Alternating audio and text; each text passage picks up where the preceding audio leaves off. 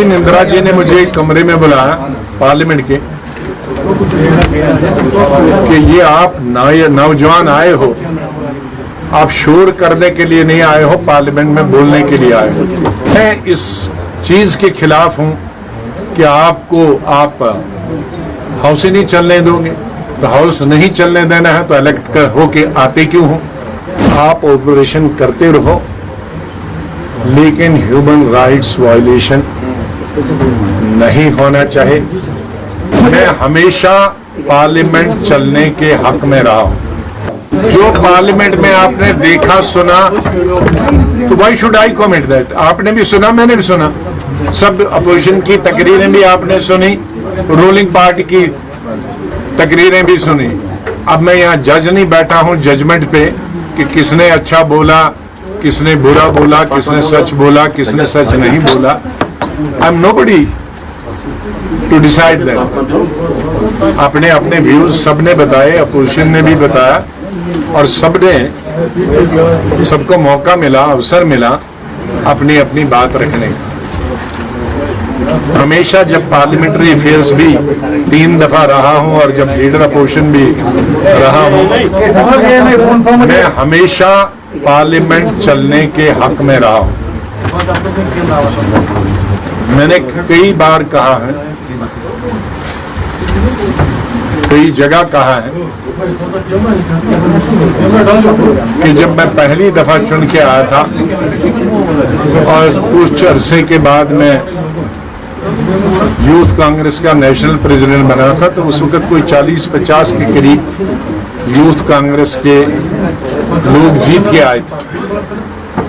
तो सेंटर में हमको एक ब्लॉक दिया गया था यूथ। तो उस वक्त अपोजिशन का कोई लीडर खड़ा हो जाता था, उस वक्त अटल जी होते थे, तो मैं और मेरे साथी एकदम खड़े हो जाते थे उनको न बोलने में। तो एक दिन इंदिरा जी ने मुझे एक कमरे में बुलाया पार्लियामेंट के कि ये आप नौजवान आए हो, आप शोर करने के लिए नहीं आए हो, पार्लियामेंट में बोलने के लिए आए हो, तो तैयारी करके बोला करो। और जो अपना विरोध है, उस वक्त हम रूलिंग पार्टी में हैं, या खिलाफ वाले आदमी ने जो बोला उसके पॉइंट तैयार करो, आर्गुमेंट तैयार करो।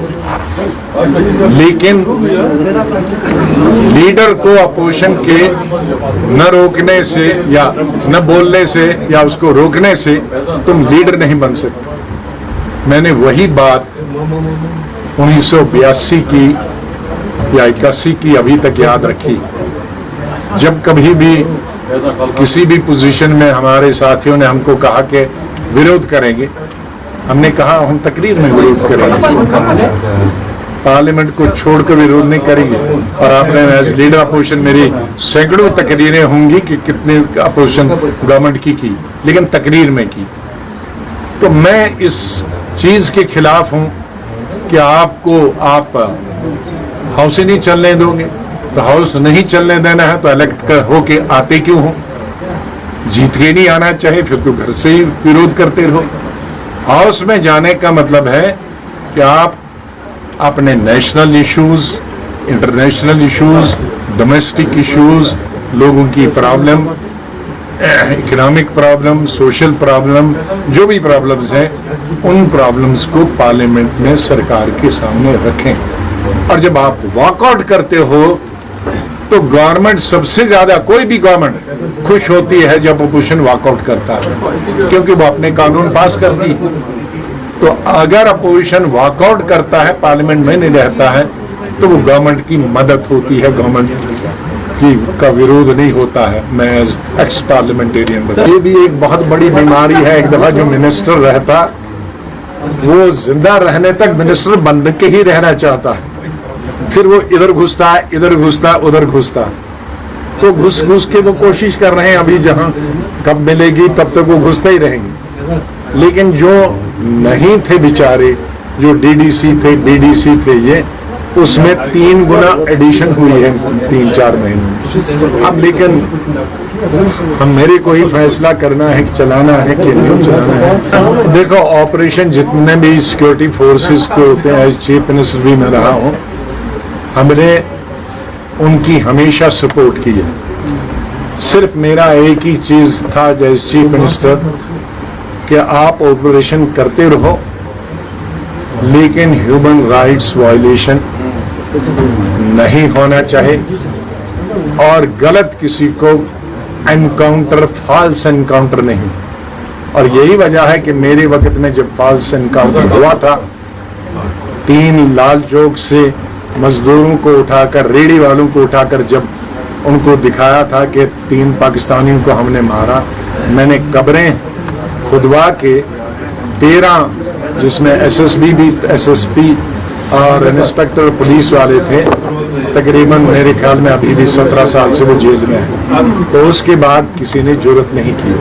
तो सिक्योरिटी फोर्सेस को पूरी फ्रीडम थी एक्सेप्ट फॉर दिस चीज कि फॉल्स एनकाउंटर नहीं होना चाहिए। Mister Trump speak so many things, unfortunately he speaks so many things, so it's very difficult. And the Prime Minister has made it clear on the floor of the House yesterday that no, this was our own decision, no country interfered. He has also mentioned about his talks with the Vice President of America. So with that, the chapter is closed. I think we have no reason not to believe our Prime Minister. He is elected Prime Minister. How do you see the political situation of Jammu and Kashmir? That despite having a selective Chief Minister on ground level, No. Chief Minister is elected. He is not selected. I must say, Chief Minister has been duly elected by the people.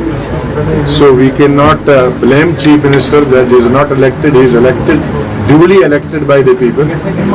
Now it is for them to perform. I don't want to interfere in that.